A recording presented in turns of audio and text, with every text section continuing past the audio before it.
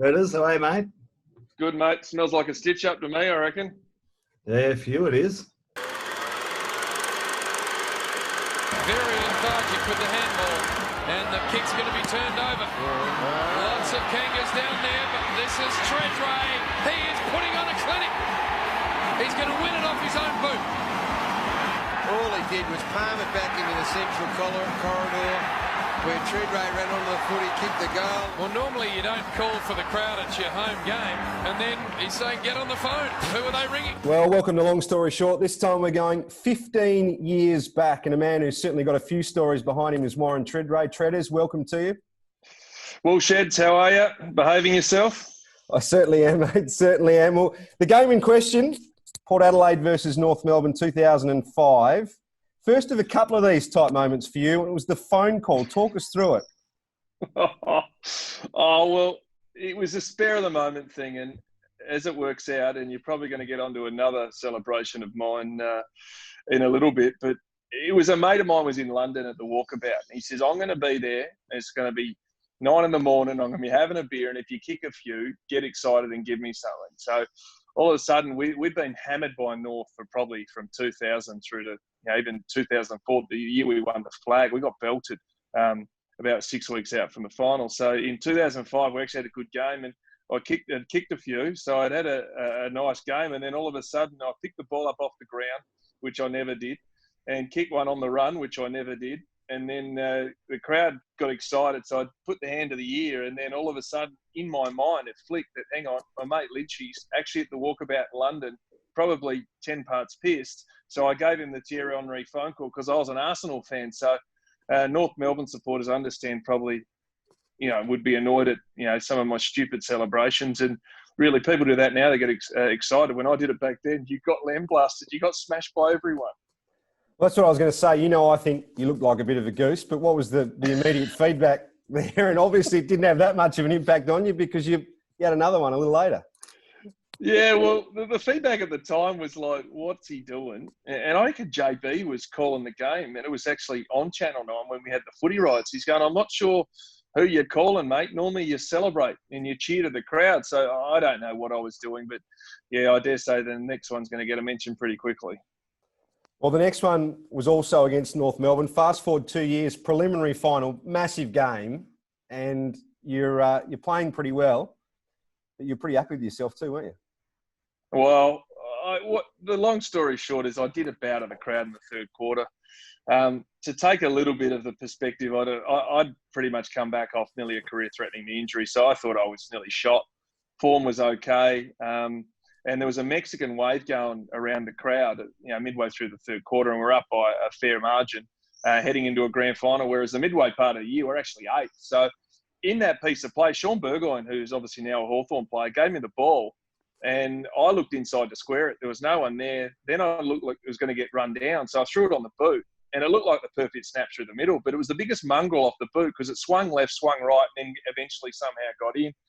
And then, as I said before, I thought about my mate. This case in London, this case I didn't think at all. And I did a quick bow. But as they do with the network, slowed it down super long. And, geez, I got smashed from Patrick Smith and the Australian. And really, I'd copped it from all angles, and fair enough, I was a deal. Well, there's another bloke who I reckon wasn't too thrilled with the celebration. We'll bring him in now, Glenn Archer. Glenn, you were there. Oh, no. Your final match of AFL footy too, just to rub some salt into the wound.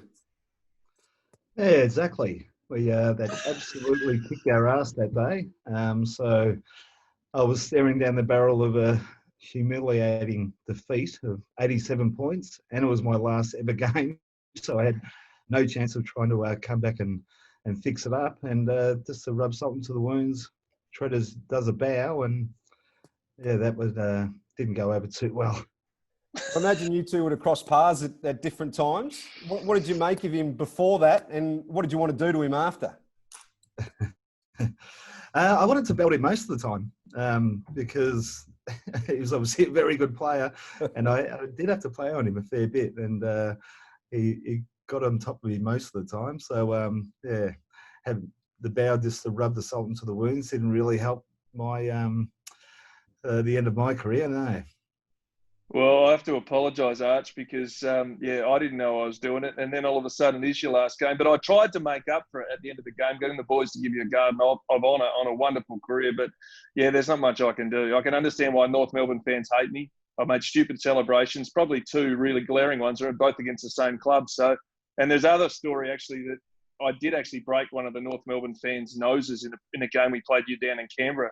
I was having some shots before the goal and they weren't looking. So an old duck from the North Melbourne cheer squad's not happy with me either. So it's fair to say we just should go our own way. No, exactly. And what did the coach say to you? Did he say anything to you about he ripped into me something shocking. Yeah, the runner came out and said, "You're a leader, show the way and pull your head in." And I thought, yeah, well, those ones where you just can't argue. I just thought, shut up. Then Robert Walls clipped me on the coverage, and then all of a sudden, the positive was the Cats fans laughed at me a week later because not only we get pumped by 119 points, Chapman jumped on my head, took mark of the day, and I did a second bow in a second week, but it wasn't just as enjoyable. Oh, well, we'll call that karma. Pago would have said to you, mate, Arch, if you did a bow. Oh, yeah, no, it wouldn't. Probably similar to Mark Williams, it wouldn't have gone over too well.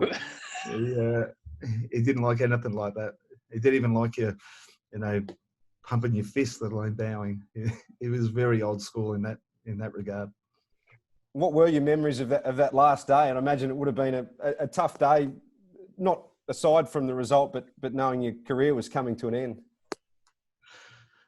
Yeah, obviously very tough, particularly to go out that way. I think we did really well to get to the preliminary final, to be honest. But when you actually make the prelim, you think you're a chance, and I might be able to end my career with a grand final. But when I think back, we probably did overachieve that year. I think the bookies had us favourite for the wooden spoon. So to make our way through the prelim, we probably we're probably pretty lucky to get there. But my overriding emotion when I went in the rooms was a bit of relief. I think there was like a bit of a weight went off my shoulders, and I've been at North for 17 years, and I was actually looking forward to doing something else. Well, have you two crossed paths since then? A bit worried about seeing you in the same room. I think Tredrea is pretty happy this is on Zoom anyway. No, not really. I think I did a couple of interviews back when I was working on radio, and I reckon Arch was working for a boot, with Roo, with a boot company or something. So I wondered how things would, Steel Boots. So I was wondering how things would go, but it's good to finally know that he probably doesn't want to kill me because I've tried to half apologise. Apologies accepted, mate. Hindsight's a wonderful thing. Now, would you have done it again? Oh, God. In hindsight, yeah, you wouldn't. But if I'm as dumb and stupid as I was back then, I probably would have. I don't think that's the last we'll see of you doing something silly, Tredrea. But, boys, thanks very much for your time today. And that's another edition of Long Story Short. All right. Thanks, guys. Thank you.